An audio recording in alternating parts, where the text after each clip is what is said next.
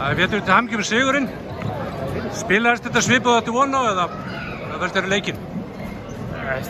Já og nei. Ég meina við náum áhlaup á það sem ég átti alveg eftir bara að búast við og svo koma þeir aðeins tilbaka og við komumst aftur þannig að já, alveg þannig en ég meina maður kemur ekki inn í leikinn samt haldandi að maður sé að fara að vinna með 20 stig þannig að Nei.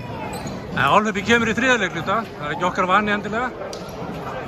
Nei, ég meina við eins og í síðasta leik og höfum gert það áður að við höfum komið kannski svolítið sloppy inn úr leikliði en það er þannig batamerki í dag og náðum að laga það en það er svona bara áfram, ég meina þetta er bara einn leikur. Nýji maðurinn virðist vera að falla vel inn í liðið, góður inn í hópinn. Já, bara mjög ánægður með hann.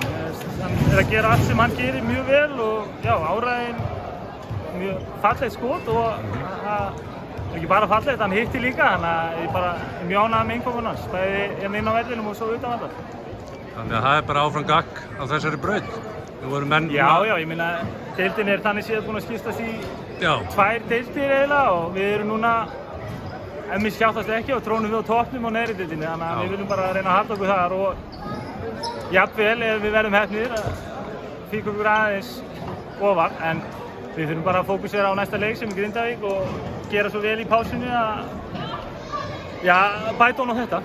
Það er rétt. Takk fyrir það, Pétur. Takk.